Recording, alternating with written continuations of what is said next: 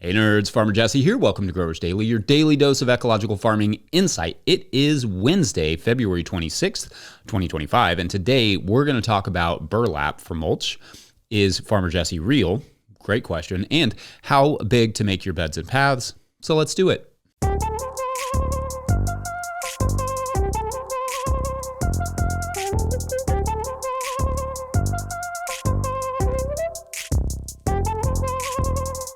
All right, well, welcome to midweek, everyone. I think they call it Wednesday. I don't know why. It should just be called midday.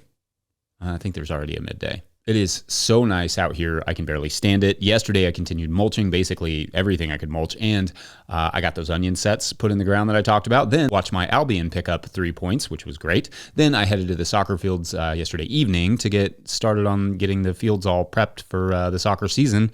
I was basically just outside as much as humanly possible, save for my awesome soccer break. Then I woke up this morning feeling like I'd almost absolutely overdone it a bit.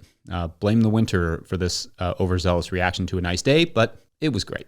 So I want to use some of this week to get caught up on some questions and figured, although I usually sometimes save the Q&A day for Thursdays, let's change it up a bit and do a full Q&A Wednesday. Why not?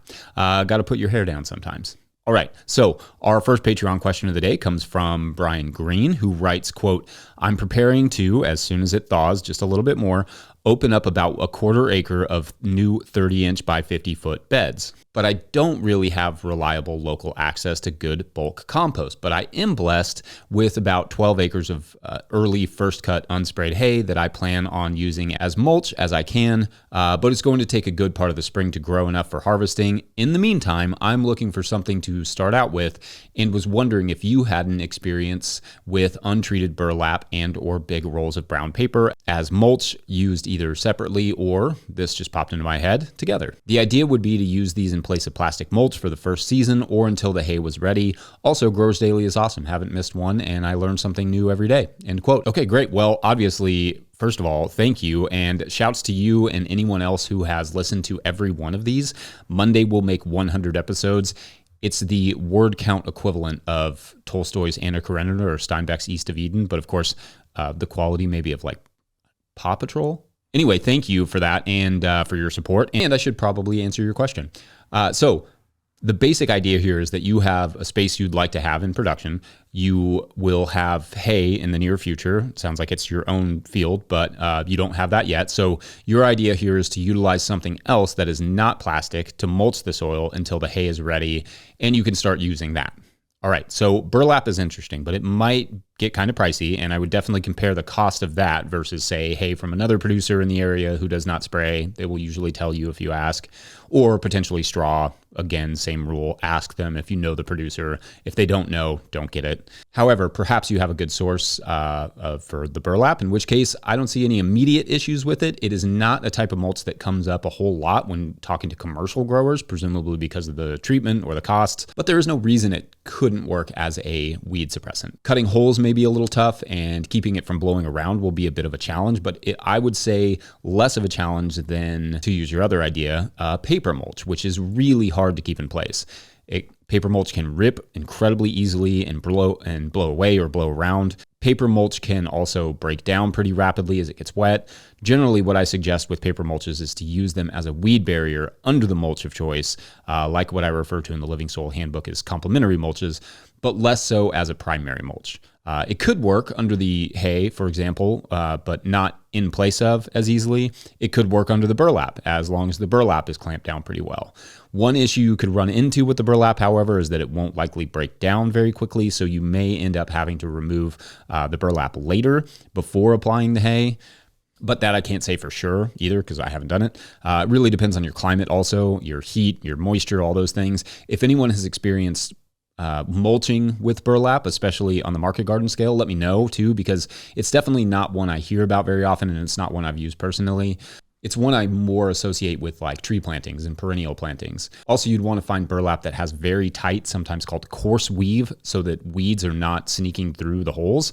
As for the hay fields, I know I personally would love our own hay fields. We have one field, but it'd be pretty hard to hay it. I always dreamt of one day running my own hay fields. I would love to have someone run chickens through a hay field there in the fall just to fertilize the fire out of it, then drill in some winter wheat and rye, and then cut and bale that before the seeds really got established while it was, still super green and high protein. That would make an incredible mulch.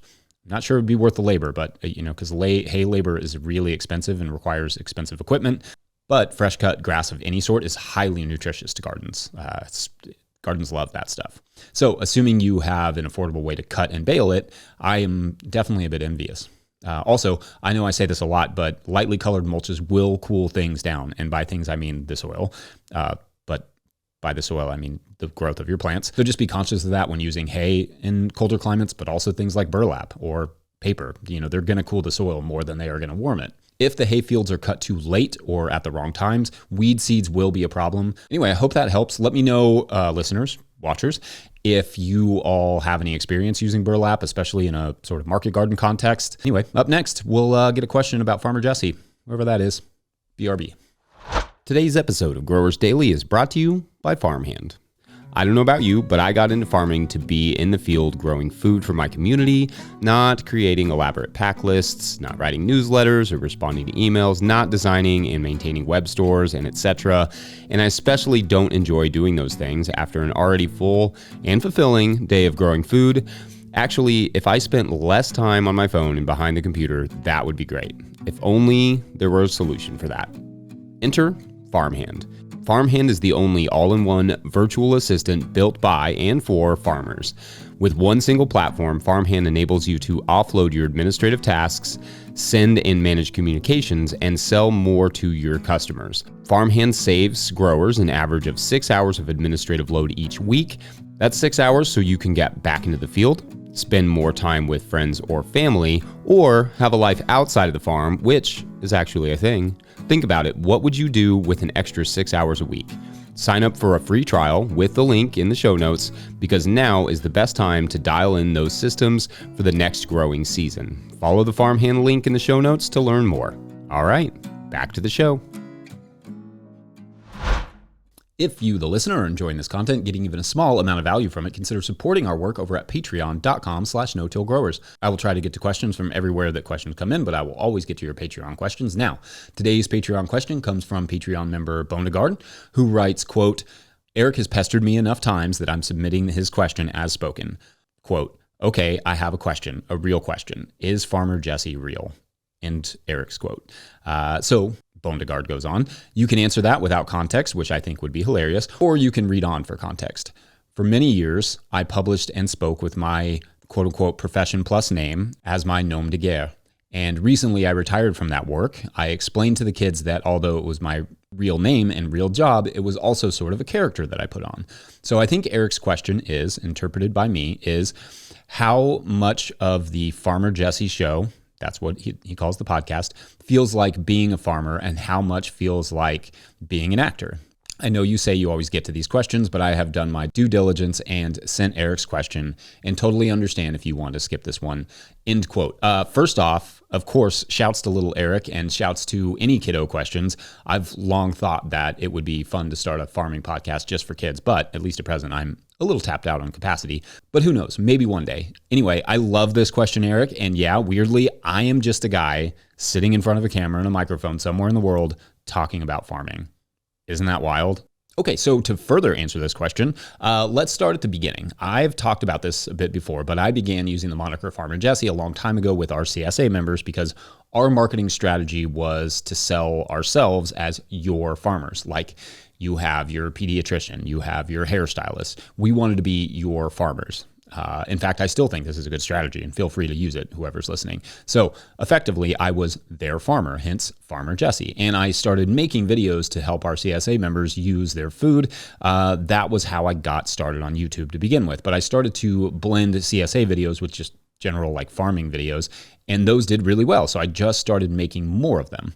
And we eventually moved away from making CSA videos and towards just doing the farming specific videos, but the name stuck. And it is absolutely a bit of a persona, but that also doesn't mean it isn't me. This isn't absolutely my personality. I'm a nerd. I am a sports fan. I love ecology. I love my family. But what the Farmer Jesse persona adds to that is some amount of confidence to be who I am, albeit perhaps somewhat exaggerated, in front of other people. Because if you just meet me in person, I'm relatively reserved and quiet. I'm kind of awkward. I don't talk that much, and then I tend to overtalk once I get going. Silly as the name is, and it is, absolutely. Being Farmer Jesse gives me a little confidence that I don't naturally have in public. I don't think of it as acting so much as a button I press to go from regular me to talking me. And I've had people tell me that they cringe a little bit when I call myself Farmer Jesse, but the name is also tongue-in-cheek. It's sort of meant to be a bit absurd. It's meant to demonstrate that I don't take myself too seriously, because I really don't. Calling myself Farmer Jesse every day, in fact, brings me a nice smoothie of confidence, right? But also, a lot of humility. I think that's why I never really dropped it after we dropped the CSA and the CSA videos. It keeps me somewhat grounded. I also think that with this show and with that persona, that it's important to remind people that environmentalism or organic farming or whatever isn't just like one type of person. I like being a representative of farming who looks and acts like, I don't know, anyone. Your sports-loving friend, your dad, your soccer coach, your science teacher, your everyday nerd. All types of people can and should farm. And I like being representative of that to some extent.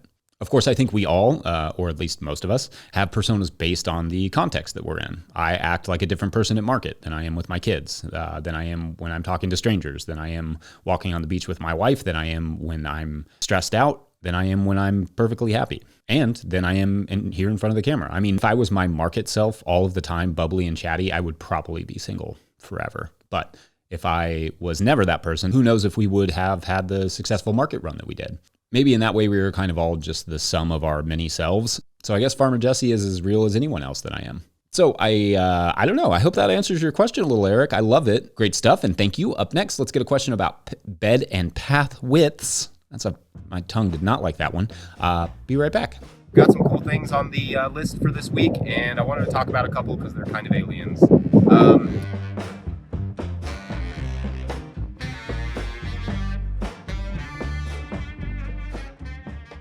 Today's episode of Growers Daily is brought to you by GrowSmart. Curious if your soil will be ready for planting this spring? GrowSmart can help you find out with their at-home soil tests. They'll ship it right to your door. Just send it back with your prepaid shipping and you'll have your lab results in just 2 business days.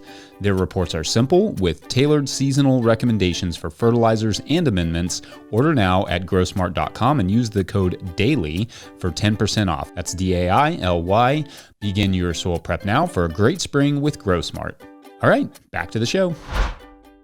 All right, so our third question comes from Patreon member Pierre-Anne Lachance. I say that like the French, but in case I'm wrong about that, you can always tell me.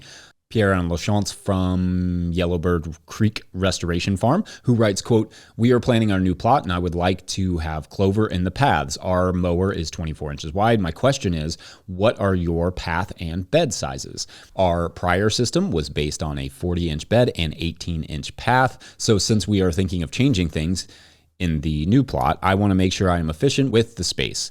We do have issues with rain, so my thought is that bigger paths may not be bad. I plan 5-foot paths to allow for our tractor and side-by-side to be able to be in the middle to bring in the compost T-spreader. Do you keep all the same paths in your tunnels?" End quote. All right, great question and questions. Thank you. So first, if anyone is wanting to use Living Pathways, please watch all the videos that we've done on Living Pathways and make sure you are prepared for the complications that they bring, such as edging and just like weed control and all those things. They are possible. I love my Living Pathways. Wouldn't do it any other way. They are not for everyone. And there's things you definitely have to consider. So with that caveat out of the way, our pathways are 18 inches wide and our beds are 48 inches wide, which would be roughly 45 centimeter paths with 122 centimeter wide beds. Now, we came to those sizes because I found an electric mower that would work. It's technically 17 inches, but close enough. And wider beds are mathematically better use of space. Ergonomically, they can be harder because most people cannot straddle a 4-foot wide bed. So that's up to you, how big you want to make them, how long you want to make them. We made ours 50 feet, so we didn't have to walk 100 feet to get around them. I can still jump them at present. That may change eventually. But my issue with 30-inch wide beds or 75 centimeter beds, which is like the standard width in market gardening, that's what all the tools are based on, all the tractor implements for like the BCS and stuff. Anyway, Is my problem with that is that there are so many paths in a 30-inch system. And pathway management is mostly waste because it makes no money or it grows no food and only costs labor. 30 inches is also not always the best for crop spacing mathematically. It's just the standard that most of the tools are built for, like I said, around that 30-inch beds.